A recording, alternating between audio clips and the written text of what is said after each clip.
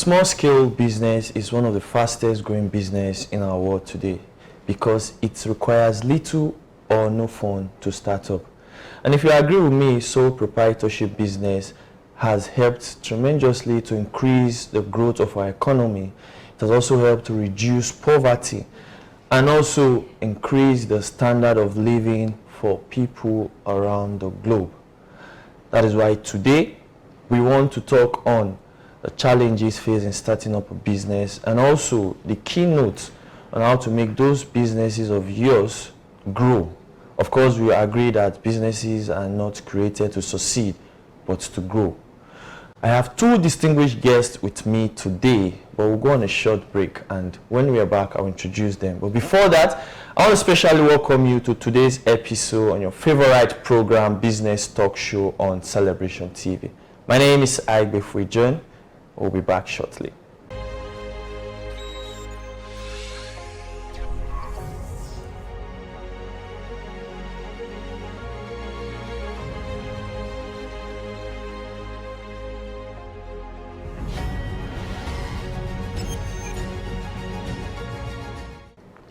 Hello, welcome back. It's still Business Talk Show on Celebration TV. Like I said, I'll be introducing our guest who will be joining me today.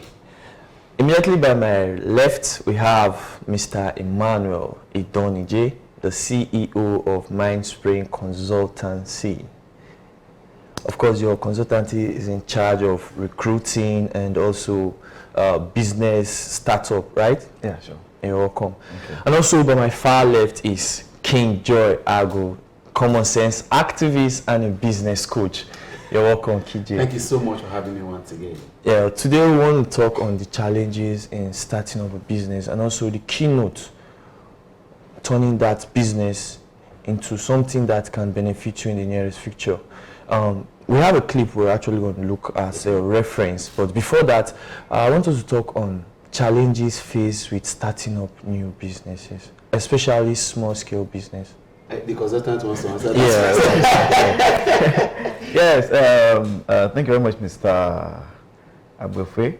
Actually, you know, the business on its own, in its entirety, it's like a life in itself, and life we all know is war. And so there are so many challenges, you know, having to start up a business. That's why it's normal to actually say that the first need to start a vehicle is far more higher than that one it will actually need to keep on moving.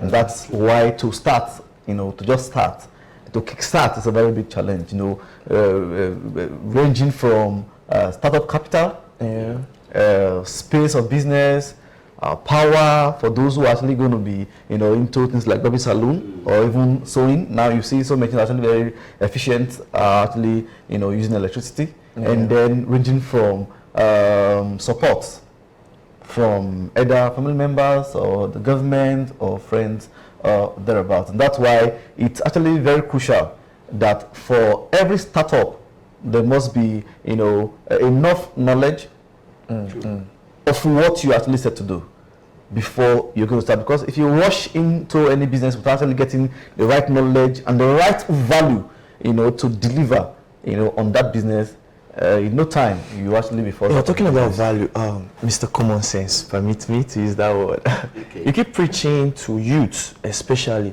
not to be idle.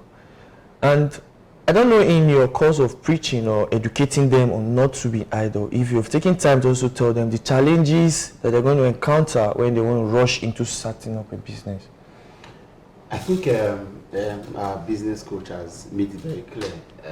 Starting a business, it's one of the biggest challenge, as it were, basically. So, but when you have started, the power to start actually helps you further than the challenges that limit your starting is heavier than the challenges that denies you the acceleration of sustaining that business. So most of the time it is starting. So, but for you, like I said, the most and the basic importance of starting a business is to know why you want to start a business and have the knowledge. So what we do basically at in our common sense camp is to break that barrier, the limiting beliefs, whatever it is that would that is like looking like limiting you from getting that business started. And so there are certain things that are imaginary, there are certain things that are environmental, there are certain things that are in character, in personality, maybe even your background, that can limit you. I was speaking with somebody some hours ago, and then in his business he pays himself. But for someone who has likely been around a mother who sells food vendor, who takes meat from the pot and takes one swallow and put soup, that's free will. That's part of the business. So that person, if he goes and start off barbering salon, he can be doing free barbering for certain persons, not knowing that for a business to start like this, ensure that you remove your person from the business. A lot of persons take from their business. There are businesses that owns ATM cards. It's not their business ATM card into the ATM machine, and they collect money. You're getting it, and then they use that money to take care of themselves, as it were, pay their own personal bills. You see, these are certain beliefs and understanding that limits businesses from growing. So if you remove these from the beginning of your businesses, if you remove this thought, if you begin to get the right sense, somebody actually said that the most important form to start a business is sense. Is sense. The richest capital you could use to start a business is, if you have the sense towards that business, no matter how terribly attacked that business is in your environment, it will stand. So first and foremost, get to understand the knowledge of that business. If you start a business because it's thriving, or people are doing POS services, it's working, let me go and start. If you start it because it's thriving and you don't have the understanding of that business, it will collapse. If you trust somebody else, to manage your business for you and believing that you don't need the information, you are not even bothered, you are not read, you are not schooled in the business, yet you have not taken pain to go and develop yourself towards it, and you say, the people that will employ will do it for me, they will run the business now. You must have basic understanding. So knowledge, information, and common sense is the basic need you need to have to start a business. Wow, that's quite deep. You made mention of POS business. Also, Mr. Emmanuel is also a CEO of First Dollar Nigeria Resources. They deal on POS businesses. Yeah, there's a point you make. I actually noted it down. We're going to come back to it. I want to ask, but that should be later. If I need to be paying myself to actually know if I'm doing a business, because you said making reference to that roadside seller who takes meat, one swallow. We'll actually come back to that. Recently, sometimes last week or last 2 weeks, I attended Touch of Love Foundation, a youth empowerment organized by Dr. Lizzie Johnson Suleiman. She gave cash gift of about 3.5 million to youth, and also equipment worth 1.5 million. And some of these equipment are dryers, washing machine, modern sewing machine, electric oven, and all that. We have the clip. Can we just take a look at the clip so we can analyze better on them?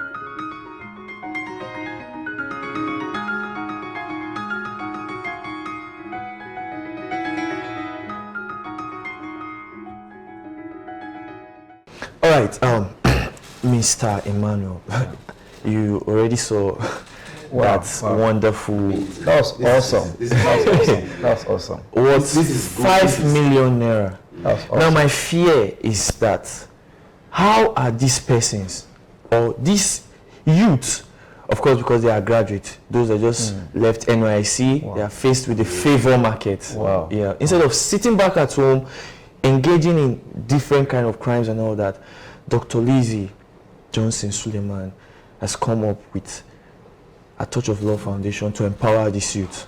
Wow. Now, what are these keynotes that these youth who have been empowered, of course you saw the equipment, what do they really need to know so that in the nearest future or in 3-4 months time, can start benefiting from what they've actually acquired, and also in the nearest future also become employers of labor. Wow, wow. First of all, I want to quickly say a very big thank you to Mother out there for this touch of love and youth empowerment.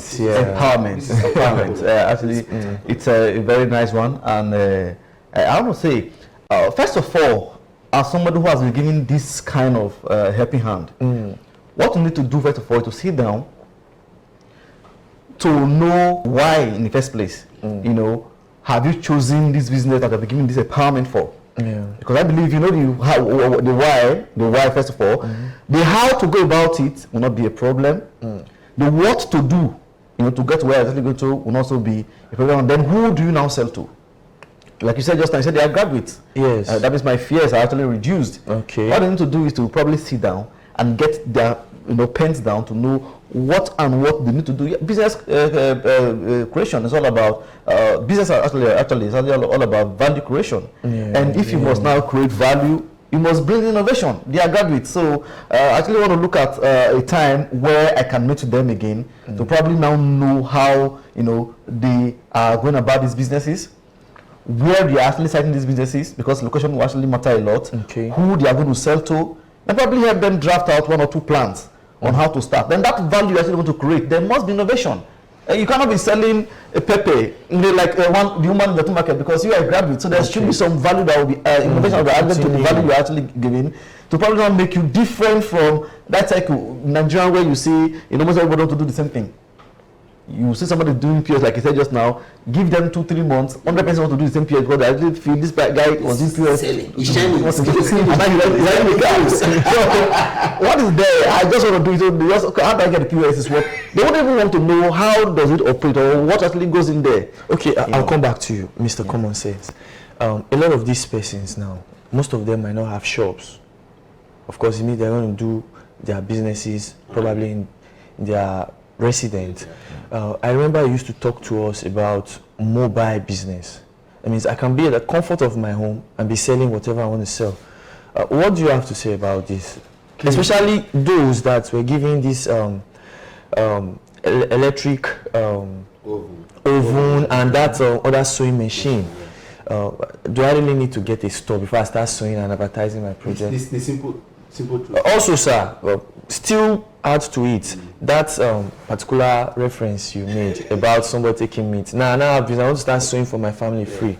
You see, I said one time, and then permit me to use it here. You don't use your capital to help people. Okay. You use your profit.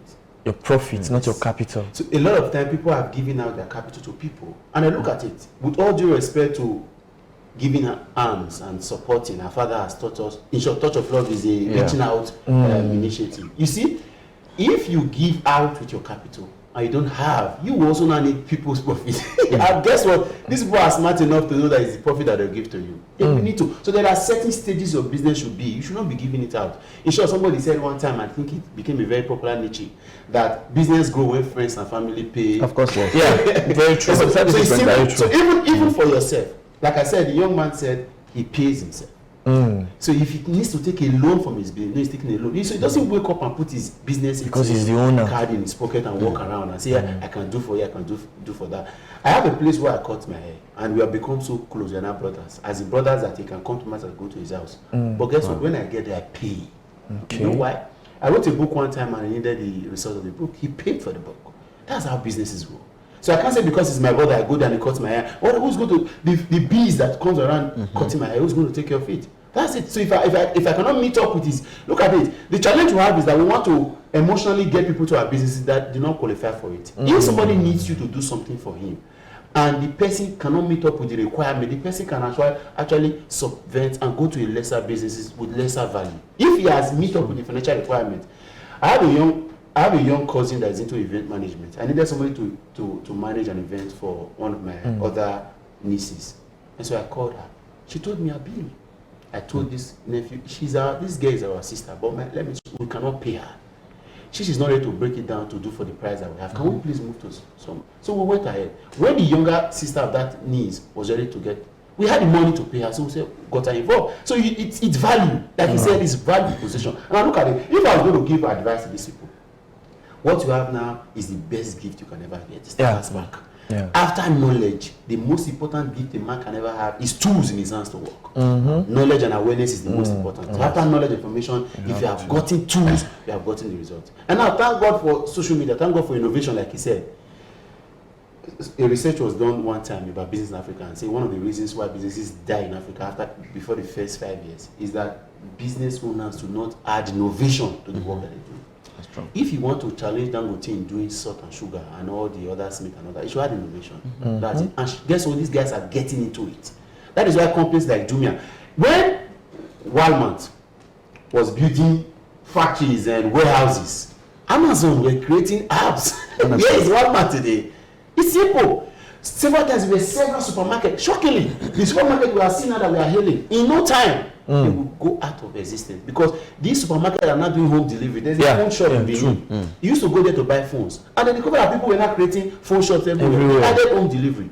And so now they come and deliver the phone to you at home and collect money. Those other shops are looking, they have to get involved. So if you do not have innovation to your business, you are likely going to seek. So what am I going to tell these guys? First and foremost, what you have said, I want to re-echo. Thank God I'm not a business school so I can see this. Please gather yourselves back and go for a business seminar.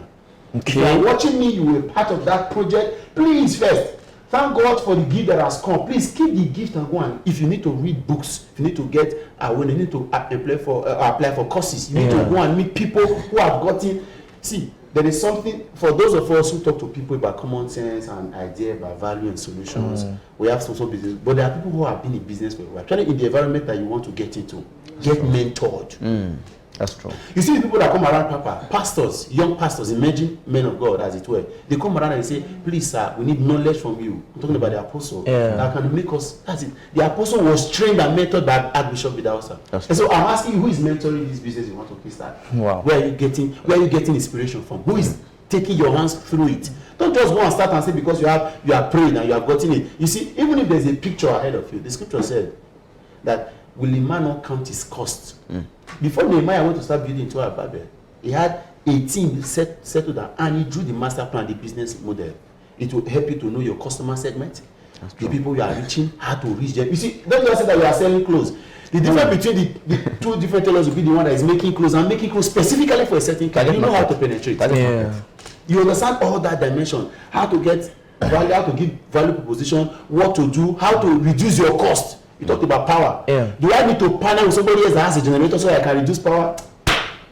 It's very simple. Wow, you're already lecturing us. You said you apply for a seminar. This is already a seminar. All right, we'll go for a refreshing break, and when we're back, continue.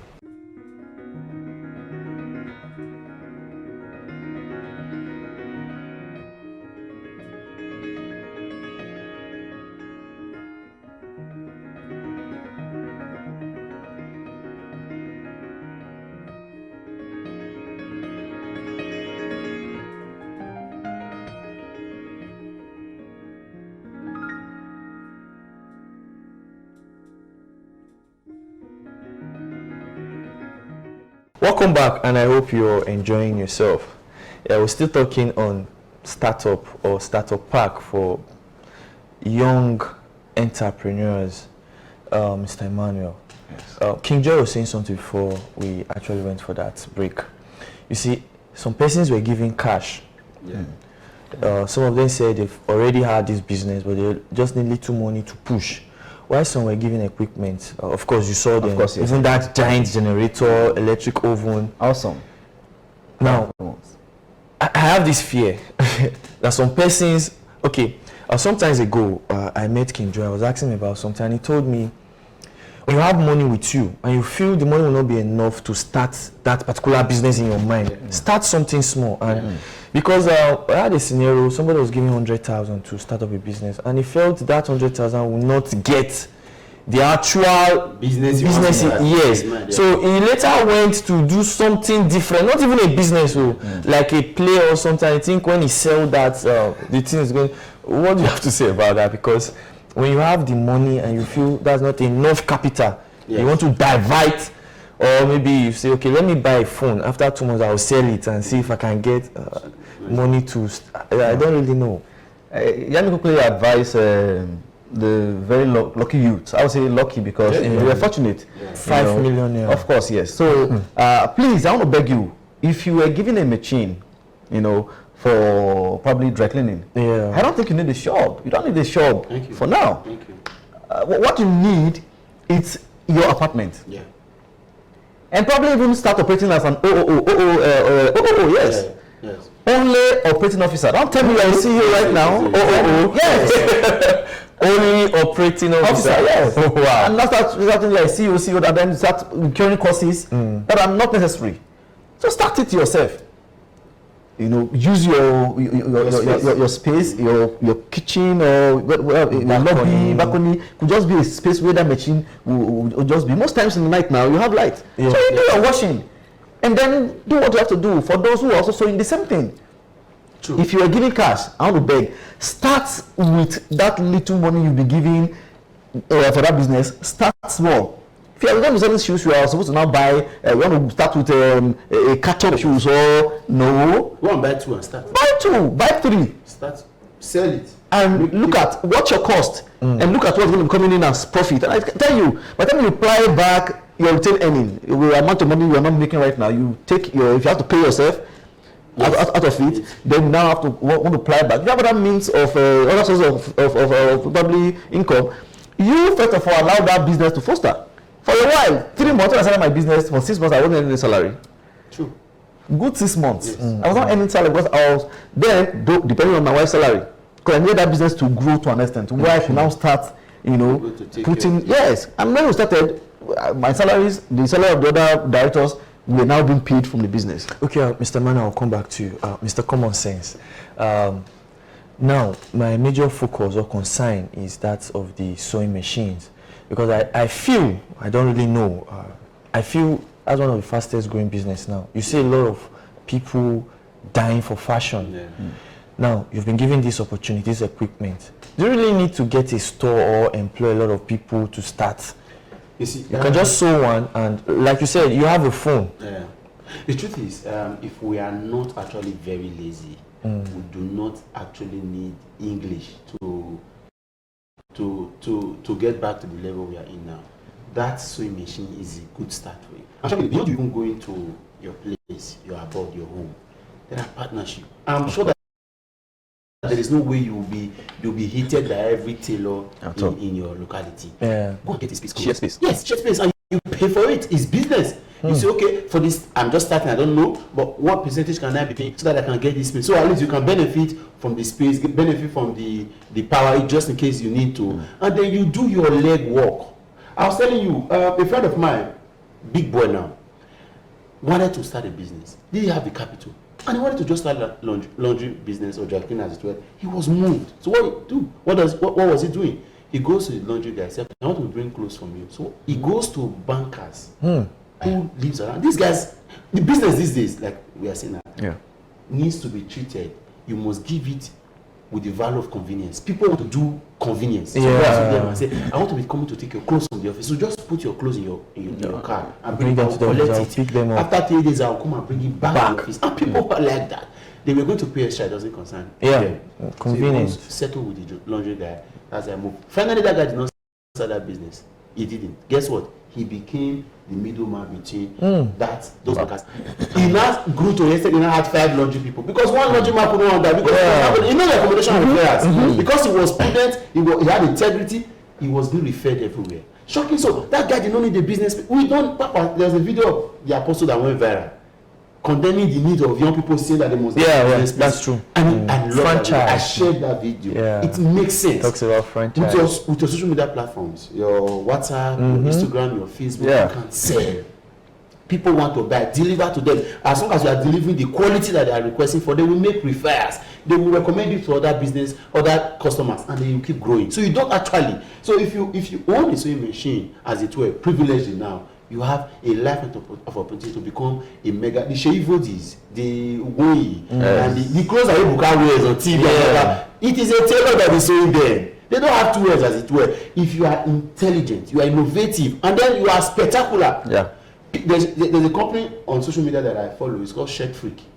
They do Yeah, amazing yes. shirts. Wow. Just like what you are wearing now. I got it from them. Okay. You see. So if you see that shirt, you know of course that this is spectacular. They do English wear, but they put amazing touches that you cannot see anywhere else. And so that is so you can create your own brand. Nobody is saying that you must go and start with 20 million or 200,000 clothes. Even if you are doing 500, let whoever wears that cloth have a feeling of special. Let there be brand in what you are doing. Give it some level of touch and class. But first, be determined. And if you consistently do that, because that's the soul of business. That's consistency. True. If you consistently do that, you will grow. You will arise. Wonderful. Businesses are meant to grow, not to succeed. Mr. Common Sense, what is your advice? You have started. You have gotten the life tools. Brian Tracy said, the world will step aside for the man that knows where he's going to. Know where you are going to and go get it. It's in you. Go in this, that mind. The Lord will be with you. Our sense will also stay with you. All right, so from you, Mr. Emmanuel Donije, a word of encouragement. Wow, I want to again congratulate you on this your new stand. Like I said, you have to stand your ground. It's not easy. Business is war. That's why you have to take money from even your father if you give him any service or thereabout, even your mother. So it's war. So stand your ground, be innovative, think always, and like I tell you, Mindspring Resources and Consultancy, we're always there at number 65, the 2 road. So you can always meet us. My contact will be available. You can always reach us for advice, guidance, and then I can tell you, you cannot be guided and then you are missing. It's not possible. We'll just do what we have to do and see how. Like I said, you are pioneers. You must make sure that you succeed because you are references for those people who are coming. If you close this door, it will not be nice. Thank you. All right, time will actually allow us to do a lot more. We'll be calling it Shots for today. You can watch Celebration TV on Facebook, My Celebration TV. We love Apostle Johnson Suleiman and OFM International. Also on Twitter at My Celebration TV, Instagram Celebration TV. And in case you are still having challenges with that your business, we have a lot of people who will be attending to you. I still remain your host on Business Talk Show, Igbe Fujian, and it is bye for now.